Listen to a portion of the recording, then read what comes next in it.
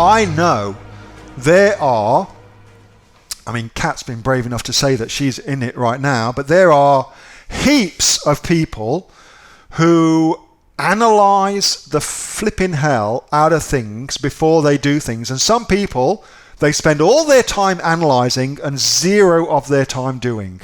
And that is a recipe for being very, very poor as an entrepreneur. So, question for you. How do you get over analysis paralysis? How do you get over that? Heaps of people saying, stop trying to get so much information, just go with that. Murray says get some coaching.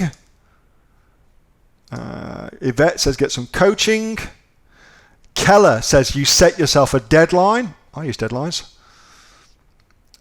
Kate, I should have gone through that. Yes. Maybe for another time. You get too old to care, says Matt. Sean says you trust your gut. Chrissy says you take the first step. You give yourself a deadline. Scotty says a deadline helps.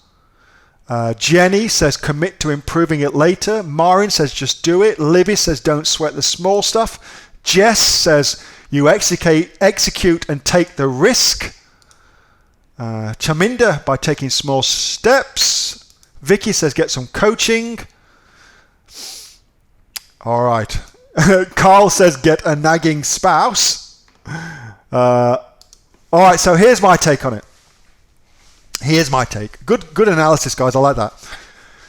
What I have found is trying to solve a emotional problem with your intellect is impossible to do. Trying to solve an emotional problem with your intellect is actually impossible to do. You just can't do it. They're two different parts of the brain, and your emotions happen much, much faster than your intellect happens, okay? Your emotions are like light speed, and your intellect is like the speed of sound, all right? So by the time your intellect knows what's going on, you're already feeling the emotions. Emotions come first. So, first of all, first thing to realize is that analysis paralysis is typically a function of fear. Typically, it's fear-based. And the fear, in my experience, is not wanting to get something wrong, because we are conditioned from a very, very young age, from school, not to get things wrong, to get them right first time. And then you go and get a job, and it's even more so. And you've got even more on the line if you get something wrong in a job, because you can lose the job.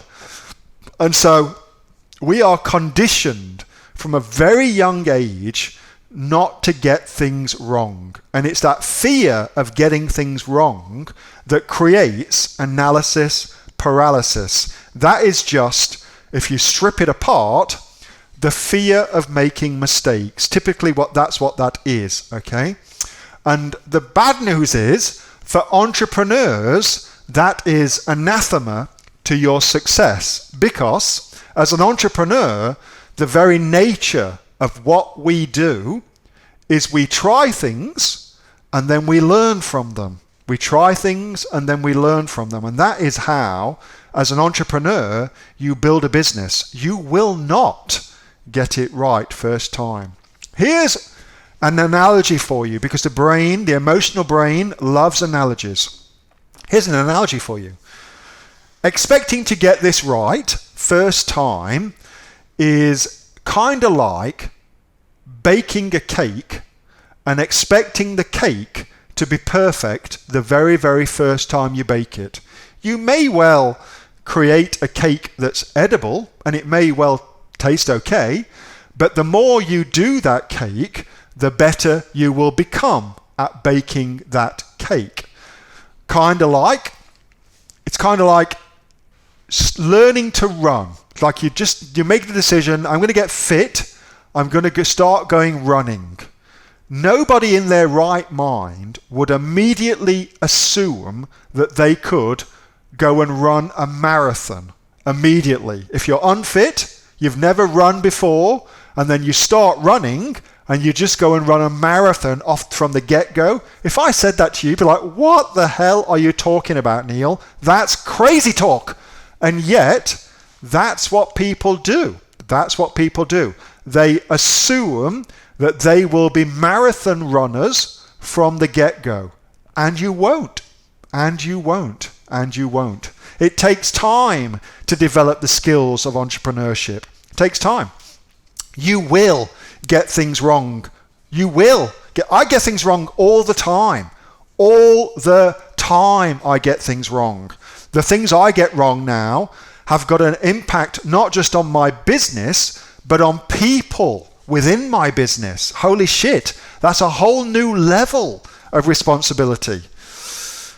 And yet, you have to get things wrong if you are to grow. You've got to get things wrong. It's the only way you'll learn. The only way you'll learn. So, what I do, which really, really helps me, is two things. One thing for my rational brain, and the other thing for my emotional brain. So for my rational brain, deadlines.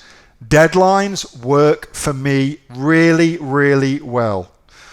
I am yet to meet somebody that when they commit rationally to a deadline, they find it very difficult not to take action, even if they're shitting themselves, okay? They will still take the action. So set a deadline, commit to it, work towards it. Second thing, let's talk about your emotional brain now. Your emotional brain is built around expectation. So if you expect to run a marathon straight away, you're setting yourself up for failure. You're setting yourself up for feeling bad about yourself. So instead, start with the expectation for your business that it's a game. That's how I think about it. I still think about it now as a game, and that really, really helps me. And I have the expectation that I'm going to get things wrong, that things aren't going to work. And I've given myself permission to screw things up, to mess things up. I've given myself permission to do that. And that has really, really helped me. I come from a Michelin star cooking background. So cooking at the very, very highest level. I've cooked in some of the best restaurants in the world with some of the most psychotic bastards you've ever met in your life who are talented, creative geniuses. Believe me when I tell you, I understand where you're coming from. I truly, truly get where you're coming from. And that's worked for me. I hope it works for you. That's definitely worked for me. And my background is in perfectionism. Must be right, otherwise we lose a Michelin star. If we lose a Michelin star, the world has ended. So I truly get it. That's worked for me. Anything else? Flip a coin, somebody says. Yeah, that could work too. Erica Steele had this really great thing where she would do a countdown and commit that on the countdown she would make a decision. So she was choosing a product to sell. She had two choices. She'd go, all right, I've got two choices here. At the end of this 5-second countdown, I'm going to make a decision. And she'd go 5, 4, 3, 2, 1, product A, and just decide. And that worked really, really well for her. Hope that helps. Hey, thanks so much for watching that video, and I hope that you got some massive value from it. Before you go, do you live in Australia? If you do, this is for you. Would you like to learn how to sell things on Amazon here in Australia? Would you like to know what sells really, really well and what sells for the maximum amount of profit?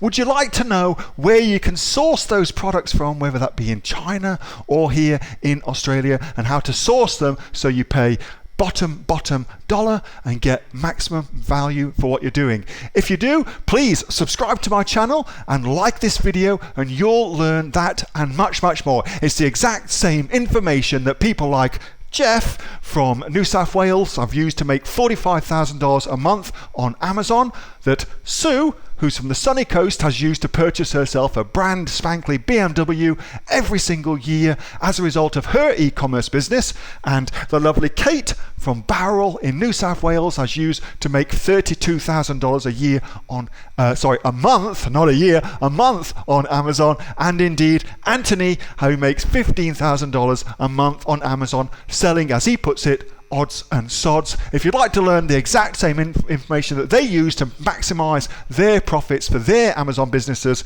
subscribe to this video, like my channel, post below if you want me to teach you something. Okay, I'm out of here. Speak to you soon. Bye. Subscribe. Do it now.